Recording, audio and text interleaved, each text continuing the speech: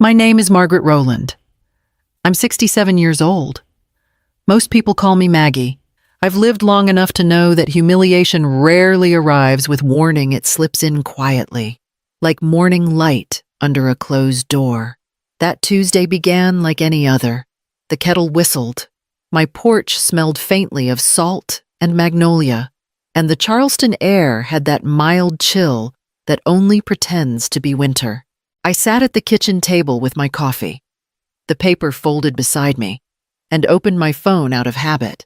The first post on my screen stopped me cold. It was my daughter, Laura, standing in front of a towering Christmas tree in Aspen. Snow dusted her hair. Her fiancé Blake had his arm around her, and his parents flanked them, all in matching red scarves. The caption read, "Can't wait to spend the holidays with my real family." The word real burned through the screen. 2 days earlier, I had wired to the $900 so she and Blake could take that very trip. She'd sounded so grateful on the phone, Mom. "You're saving us." "Really?" "Thank you." I'd believed her. I read the caption again, slower this time, as if repetition might change it. The coffee cooled in my hand.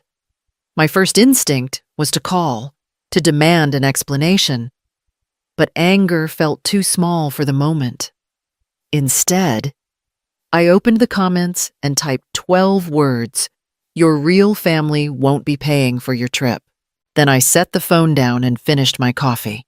10 minutes later, the post was gone, deleted, as if those words had never existed, but they had. I took a screenshot and saved it in a folder labeled simply December.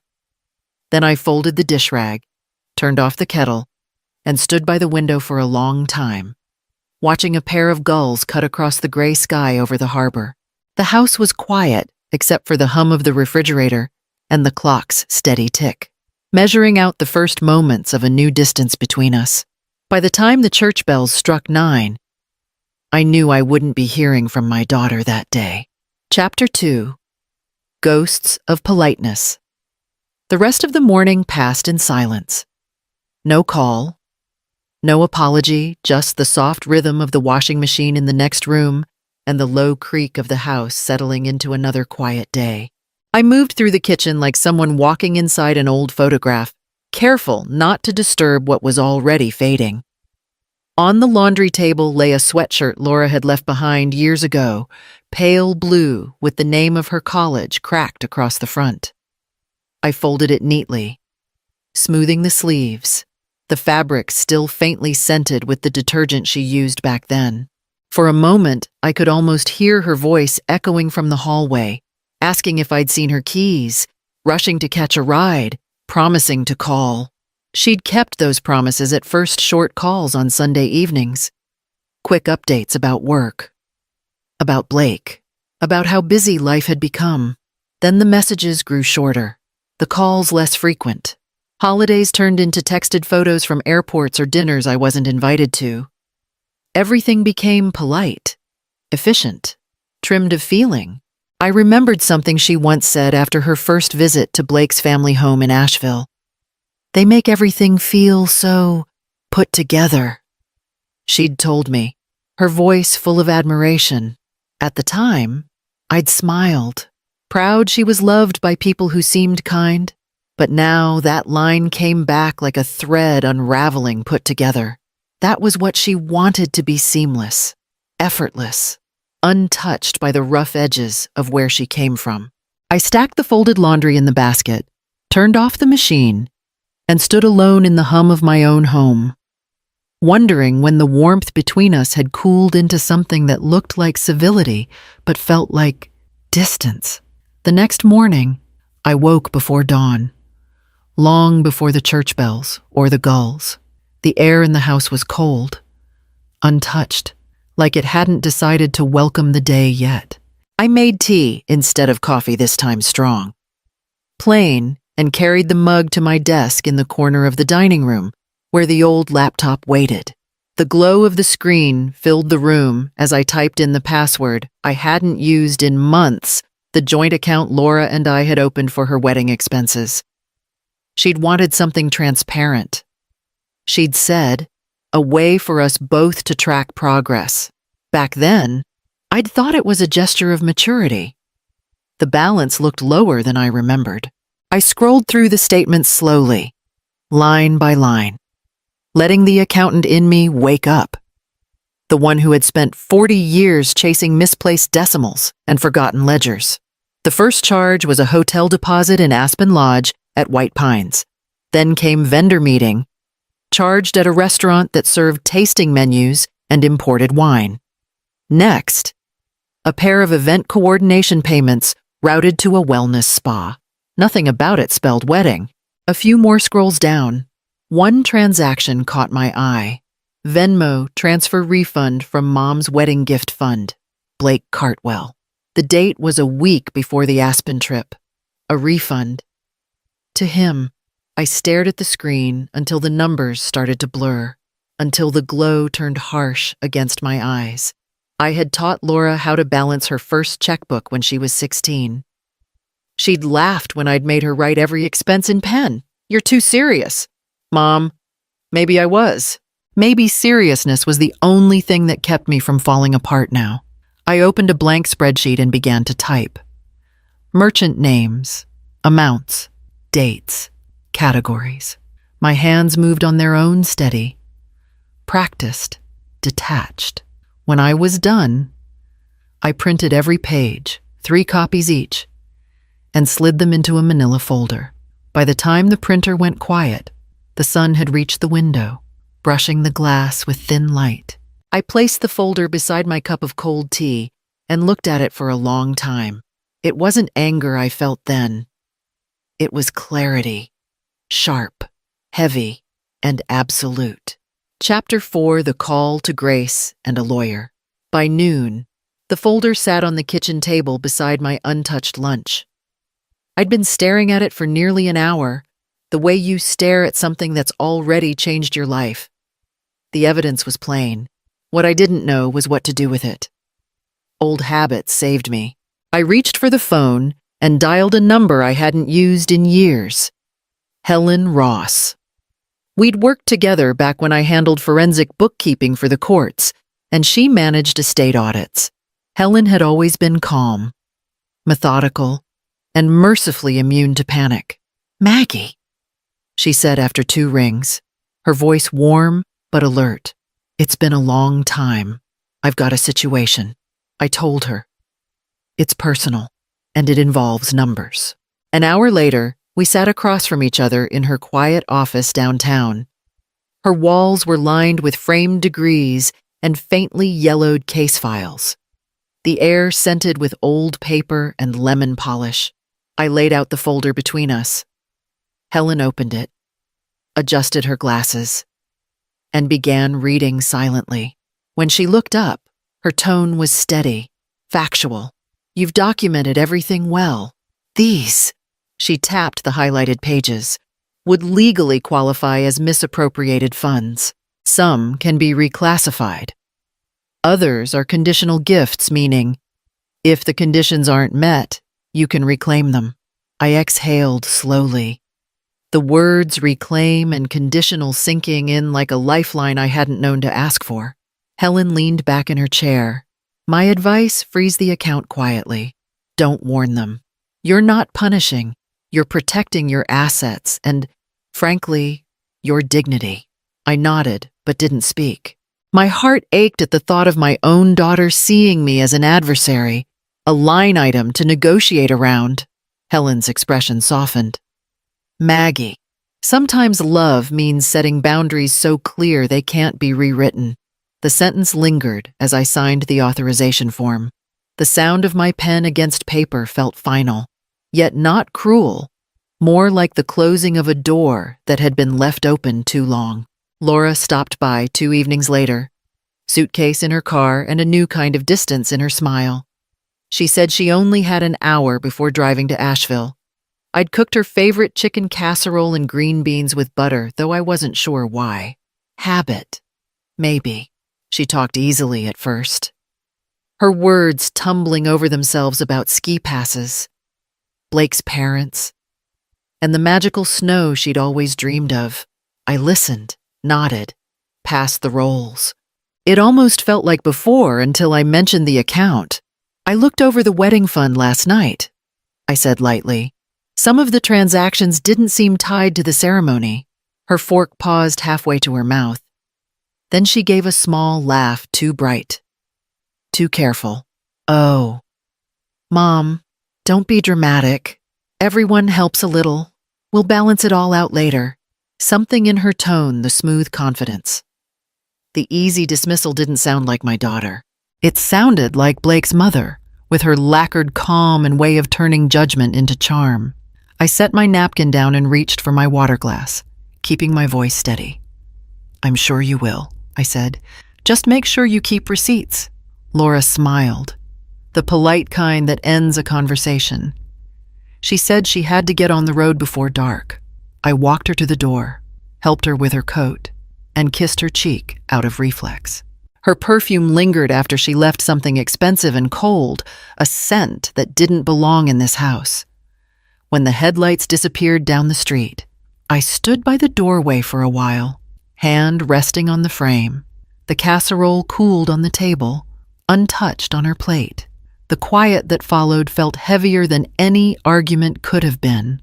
The house was dark except for the low amber light from the lamp above my desk.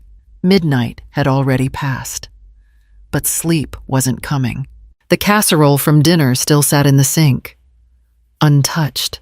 The smell of time fading into something faint and sour. I sat down, opened the folder again, and spread everything across the table: receipts, statements, Venmo screenshots, and printouts of emails I'd forwarded to myself months ago without really knowing why. Each piece of paper felt heavier than it should have, like it carried a little more truth than I was ready to hold. The forensic part of me, the woman who once traced missing corporate funds down to the penny, took over. I organized by date, category, and recipient. The patterns sharpened under my hands: the trip, the spa, the dinners labeled vendor meetings, a steady pulse of misuse hiding in plain sight. Halfway through sorting, I opened a folder marked wedding correspondence in my old inbox. That's when I found an email forwarded from Laura's account, dated 4 weeks earlier. The subject line was cheerful. Just checking in. It was from Cynthia Cartwell, Blake's mother. Her words were smooth, practiced, soaked in polite superiority. Don't worry, darling. Once the wedding's official, you won't have to depend on her anymore. We'll take care of everything. I read it twice, then again, slower. There was no venom in the words, just the kind of confidence that comes from knowing exactly where someone stands and how easily they can be replaced. My hand didn't shake this time. The hurt had already burned itself clean. I printed the message and slipped it on top of the others, aligning the edges neatly before sliding everything back into the folder. Then I reached for a fresh sheet of paper and began to write, the old fountain pen gliding without hesitation. Dear Laura, please join me and my attorney, Helen Ross, on Thursday afternoon to finalize the wedding funds and trust documentation. This will ensure everything is properly managed before your marriage. I look forward to seeing you both there. I read it once, twice, every word polite, every tone controlled. It wasn't anger, it was arithmetic. Balance restored. By the time I sealed the envelope and placed it on the counter for mailing, the clock had struck 1. The night outside was perfectly still. Somewhere between the rustle of papers and the scratch of my pen, pain had given way to precision. Helen's office sat on the 3rd floor of a quiet building off Broad Street, where sunlight spilled through tall windows onto polished oak floors. The place had always smelled faintly of paper and lemon polish, the scent of order. I arrived early, as I always did, and sat across from Helen while she arranged the files in careful stacks. The air was calm, precise, and so was she. They'll come expecting to sign a release for the remaining funds, Helen said, sliding a single sheet toward me for review. We'll go through everything line by line. Let the documentation speak. I nodded. My voice didn't seem necessary anymore. At exactly 2 o'clock, the door opened. Laura walked in first. Bright smile, neat coat, perfume that belonged to another world. Blake followed close behind, all confidence and charm, the sort of man who shook hands too firmly. "Mom," Laura said, leaning down to kiss my cheek. "This is so nice of you. Thank you for meeting us." Before I could respond, Helen rose smoothly from her chair. "Thank you both for coming. Let's get started." Today's agenda is a review of all financial disclosures and transfer records tied to the wedding fund. Laura blinked. Blake's polite expression faltered. "I'm sorry," he said, half laughing. "I thought this was just for final signatures." Helen's tone didn't shift. "It is, but we'll begin by reconciling the transactions." She opened the folder and spread out the color-coded statements across the table. Yellow highlights, red annotations, crisp corners. The sound of paper sliding against wood filled the silence. "This," Helen said, tapping one receipt, "was filed as a vendor expense but traces back to the Aspen Lodge charged during your vacation. Here, another for a wellness spa, labeled coordination fee. And this Venmo transfer marked as refund from Mom's wedding gift fund to Mr. Cartwell." Laura's breath caught. Blake leaned back, arms crossed, his jaw tightening. Helen didn't raise her voice. She didn't need to. "As of this morning, the account is temporarily frozen pending review. Further disbursements will require written approval." Laura's head turned toward me, eyes wide, face pale. "Mom, what is this?" I met her gaze steadily. Accountability. For a moment, no one spoke. The light shifted across the table, catching the edge of the printed email from Blake's mother, the line about not depending on me anymore. Helen didn't read it aloud. She didn't have to. The words sat between us. Heavier than accusation. Blake cleared his throat. "This feels unnecessary." Helen looked up from her papers. Financial clarity rarely is until it's too late. I kept my hands folded in my lap, my pulse even. Years of bookkeeping had taught me that truth didn't need volume. It just needed proof. By the time Helen slid the amended trust document across the table, Laura's voice was barely above a whisper. "You actually changed it." "Yes," Helen replied gently, "effective immediately." Laura looked at me again. But it wasn't anger in her face anymore, it was something closer to disbelief. The realization that silence doesn't always mean surrender.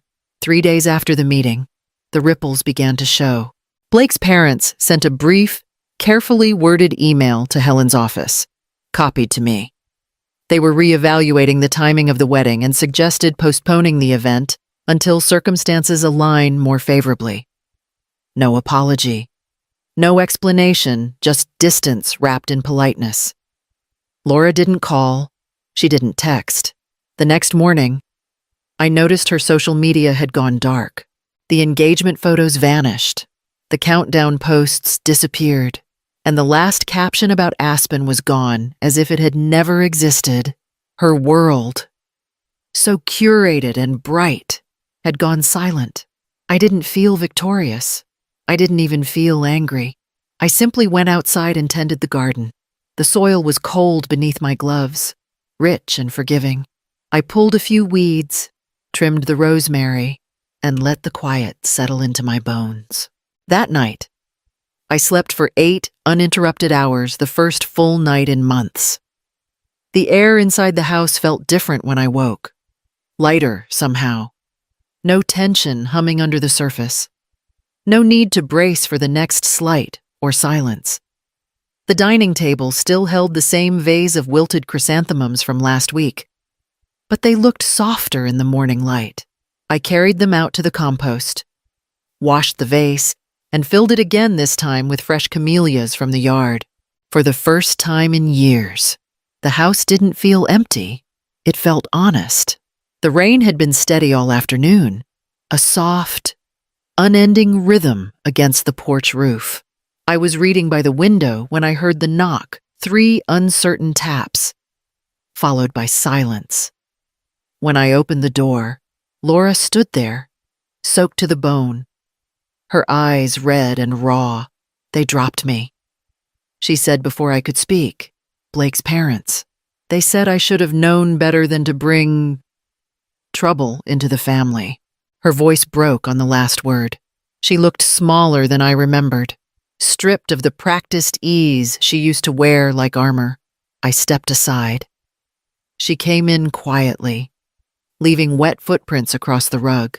I didn't reach for her, but I went to the stove and poured her a cup of tea. She wrapped both hands around it like something fragile. "I thought love meant loyalty," she whispered, staring into the steam. "I just didn't realize who deserved it." I sat across from her, the space between us filled with the scent of rain and chamomile. "Now you do," I said.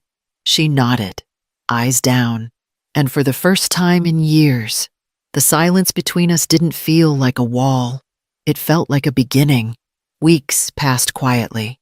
The air softened as winter eased its grip on Charleston, and the camellias outside the porch bloomed in pale pink clusters. Laura began stopping by on Sunday afternoons, never announced.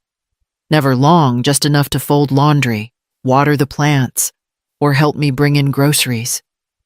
We spoke gently, like people testing a language they'd once known fluently, but hadn't used in years. There was no grand apology, no sudden closeness, but there were smaller things. She'd stay for dinner without glancing at her phone, ask how I was sleeping, bring a candle or a jar of honey she thought I might like. It wasn't much, yet it felt solid, something built from truth rather than habit. One afternoon, she mentioned applying for work again, her voice steadier this time. I saw the faintest trace of the girl I'd raised, the one who believed effort mattered more than appearances. When she left, she squeezed my hand before stepping off the porch. It was the first touch that didn't carry guilt. That evening, I sat by the window with my tea. The light outside dimmed until only the porch lamp glowed against the dark.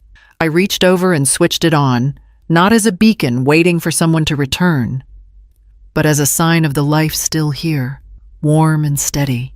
"Boundaries aren't walls," I whispered to the quiet house. "They're doors you choose who to open for."